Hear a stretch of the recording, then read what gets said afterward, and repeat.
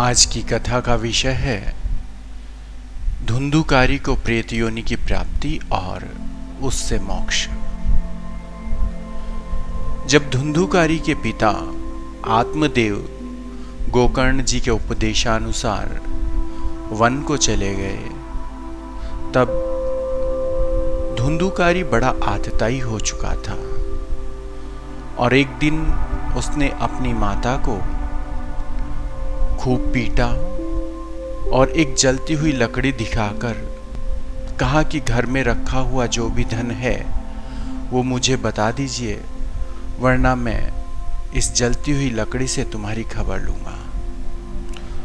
उनकी माता धुंधुलिका भयभीत हो गई और रात्रि में कुएं में जाकर गिर गई, जहां उनकी मृत्यु हो गई। उसके पश्चात धुंधुकारी 5 वेश्याओं के साथ उसी घर में रहने लगा और वासनाओं में लिप्त हो। वेश्याएं भी नित्य प्रति उससे धन प्रसाधन सामग्री की मांग करती और वह उनकी मांग को पूरा करने के लिए चोरियां करने लगा। एक दिन वेश्याओं ने अधिक धन की मांग की तो धुंधुकारी किसी बड़ी चोरी के लिए शहर से बाहर चला गया और जब वह वापस लौटा तो उसके पास खूब सारा धन प्रसाधन सामग्री थी। तब वेश्याओं के मन में आया कि इतनी बड़ी चोरी के पश्चात यदि राजा ने इसको पकड़ लिया तो निश्चय ही इसको प्राणदंड मिलेगा और इसको प्राणदंड मिलेगा अर्थात यह सारा धन राजा के पास चला जाएगा, तो क्यों न हम ही इसे मार देते हैं।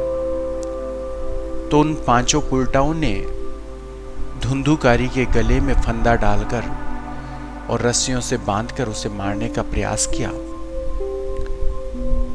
किंतु जब वह नहीं मरा तो उन्होंने जलते हुए कोयले उसके मुख पर डाल दिए, जिससे वह छटपटाकर मर गया।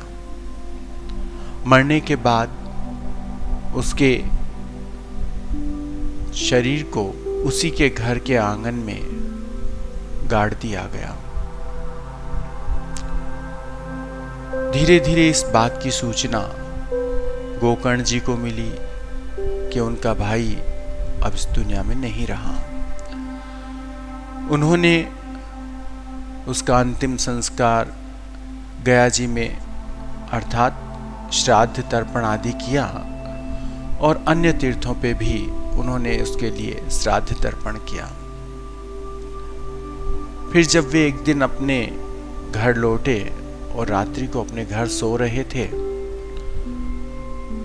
तो धुंधुकारी वहां जो प्रेत बन चुका था गोकर्ण जी को भयभीत करने लगा। कभी हाथी बनता, कभी भेड़ा बनता, कभी कुछ बनता, लेकिन गोकर्ण जी कहाँ डरने वाले थे। उन्होंने अपनी अंजलि में जल लिया और उस पर छिड़क दिया, जिससे उसके कुछ पाप शांत हुए। उसके पश्चात उसने गोकर्ण जी के पूछने पर कहा कि मैं आपका भाई धुंधुकारी हूँ और नीच कर्मों के कारण मुझे यह प्रेत योनि प्राप्त हुई है, इसलिए मैं बड़ा परेशान हूँ, बड़ा कष्ट में हूँ। गोकर्ण जी ने कहा कि मैंने तुम्हारा गया में श्राद्ध तर्पण किया है और भी कई तीर्थों पर तुम्हारे लिए मैंने तर्पण किया है, तुम्हें मोक्ष क्यों नहीं मिला। तो उन्होंने कहा कि मुझे मोक्ष चाहिए, इसके लिए आप कुछ भी करिए। तो गोकर्ण जी ने धुंधुकारी को कहा कि अभी तुम जाओ, प्रातःकाल में विद्वज्जनों को बैठाकर बात करता हूँ। और प्रातःकाल उन्होंने नगर के सभी विद्वानों पंडितों को बुलाया और सारा वृतांत सुनाया, लेकिन कोई भी निर्णय नहीं निकला। फिर सूर्यदेव ने भविष्यवाणी की और कहा कि इसे भागवत सप्ताह सुनाना चाहिए, जिससे इसका मोक्ष हो जाएगा। इसके पश्चात धुंधुकारी के लिए भागवत सप्ताह का आयोजन किया गया और धुंधुकारी भी वहां आया। अन्य देवी देवता, नगर के अन्य जीव जंतु भी वहां पधारे, लेकिन धुंधुकारी को बैठने के लिए कोई स्थान नहीं मिला। तो वहां एक बांस खड़ा था, धुंधुकारी उसमें जाकर के बैठ गया, क्योंकि सूक्ष्म शरीर को बड़े स्थान की आवश्यकता नहीं होती है। तो जैसे जैसे भागवत सप्ताह प्रारंभ हुआ और पूर्ण हुआ, तब तक उसकी जो 7 गांठें थी उस बांस में, एक एक करके पहले दिन एक, दूसरे दिन एक, तीसरे दिन एक, चौथे दिन एक, ऐसे करके 7वें दिन 7 गांठें खुल गई। जब श्रीमद् भागवत महापुराण के 12 स्कंद पूरे हुए तो धुंधुकारी उसमें से दिव्य वेश लेकर के प्रकट हुए और उनके लिए भगवान का विमान वहां आया, जिसमें वे बैठ गए। साथ ही उन्होंने उस नगर के जो जीव जंतु कथा में आते थे, श्रवण करते थे, जो लोग वहाँ कथा सुनने के लिए आते थे, उन सबको उस विमान में बिठाकर गोलोक के दिव्य धाम में ले गए। इस प्रकार भागवत कथा से, सप्ताह श्रवण से मानव की प्रेत योनि या अन्य किसी भी प्रकार का कष्ट है वह समाप्त हो जाता है, ऐसा भागवत जी में कहा गया है। यदि हम अपने माता पिता के साथ अभद्रतापूर्वक व्यवहार करते हैं तो ना तो हमें इस जन्म में और ना मृत्यु के पश्चात शांति मिलती है, हम पीड़ित ही रहते हैं। इसलिए माता पिता का सम्मान करना चाहिए।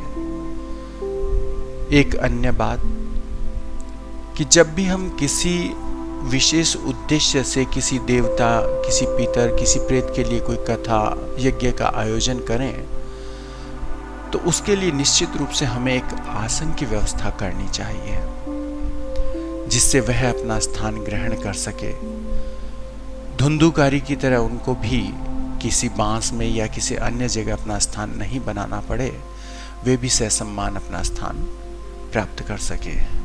आशा है आज की कथा आपको पसंद आई होगी। अगर आपको कथा अच्छी लगी तो हमारे चैनल को सब्सक्राइब कीजिएगा, लाइक कीजिए, कमेंट कीजिएगा और सतत भागवत कथाओं के लिए आप हमसे बने रहिए। अन्य पुराणों को भी हम आपके लिए समय समय पर लेकर आते रहेंगे। धन्यवाद। जय श्री कृष्णा।